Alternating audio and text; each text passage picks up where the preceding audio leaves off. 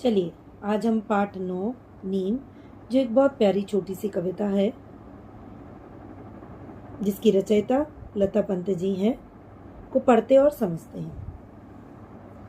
नीम जो ये कविता है, इसमें नीम जो स्वयं एक पेड़ है अपने बारे में कुछ बातें कहता है। चलिए शुरू करते हैं और समझते हैं। ना मैं डॉक्टर, ना मैं ओझा, ना मैं वैद्य हकीम, मैं तो केवल एक पेड़ हूँ, नाम है मेरा नीम। तो बच्चों, यहाँ पर नीम का जो पेड़ है वह अपने बारे में कहता है कि भाई मुझे कोई डॉक्टर मत समझिए। डॉक्टर जो आपको क्या करता है, दवाइयाँ देकर या इंजेक्शन करके आपकी बीमारियों को दूर करता है। ओझा जो क्या करता है, झाड़ फूंक करके रोगों को दूर करने का काम करता है। वैद्य जो आपको कोई जड़ी बूटी दे करके आपके जो भी बीमारी है उसे दूर करने का प्रयत्न करते हैं। हकीम अक्सर आपकी जो पल्स रेट होती है या आपकी जो नाड़ी होती है उसे जांच करके पता लगाते हैं आपको क्या रोग है, और फिर वे भी कुछ अलग तरह की दवाइयाँ दे करके आपका रोग दूर करने का प्रयास करते हैं। पर नीम क्या कहता है, मुझे आप ऐसा कुछ भी मत समझिए, मैं तो केवल एक पेड़ हूँ और मेरा नाम नीम है। आप सबको ये जानना और समझना होगा कि नीम जो है एक ऐसा पेड़ है जिसमें बहुत सारे औषधीय गुण हैं। नीम का पेड़ की जो पत्तियां होती हैं, अगर उसे हम गर्म पानी में उबाल करके स्नान करते हैं तो ऐसा करने से हमारे शरीर के जितने भी त्वचा को रोग हैं, तो त्वचा माने आपकी स्किन जो होती है उस पर जो भी रोग हैं वो क्या होते हैं, दूर हो जाते हैं। नीम की दातुन के बारे में तो सभी को पता होगा।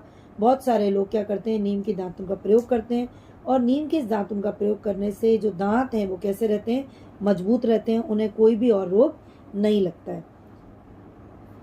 नीम फोड़े फुंसियों में भी क्या करता है, काम आता है। नीम की जो छाल होती है, अगर आपको कोई फोड़ा या फुंसी हो जाए तो आप क्या कर सकते हैं, नीम की छाल को घिस करके आप उसका प्रयोग कर सकते हैं, और उससे भी क्या होता है, फोड़े फुंसी जो है आसानी से ठीक हो जाते हैं।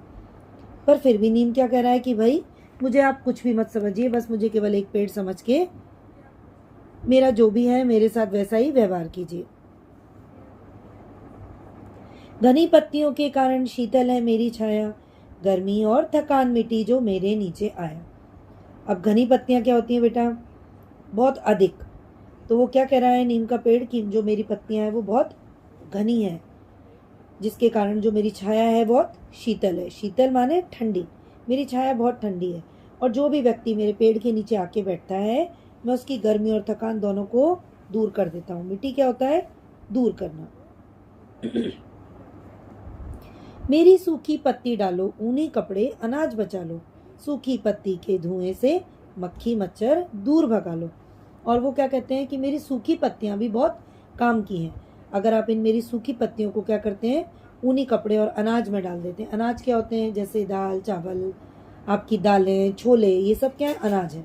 ऊनी कपड़े जिन्हें हम सर्दियों में पहनते हैं, अगर आप उनमें क्या करते हैं, मेरी सूखी पत्तियों को रखते हैं तो ये दोनों ही चीज़ें क्या हैं, आपकी किसी भी तरह के कीड़ों से बची रहती हैं, सुरक्षित रहती हैं।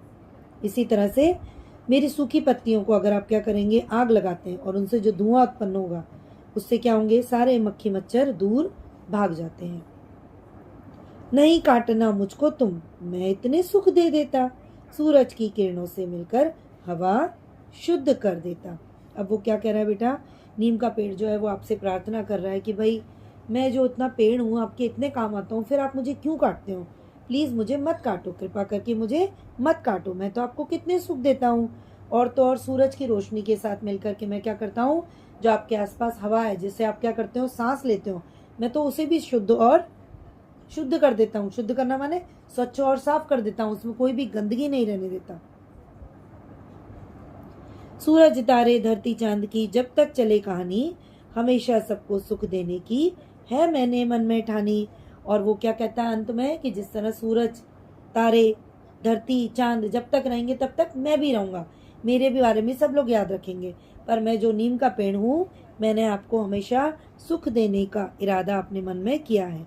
मन में ठानी माने पक्का इरादा करना।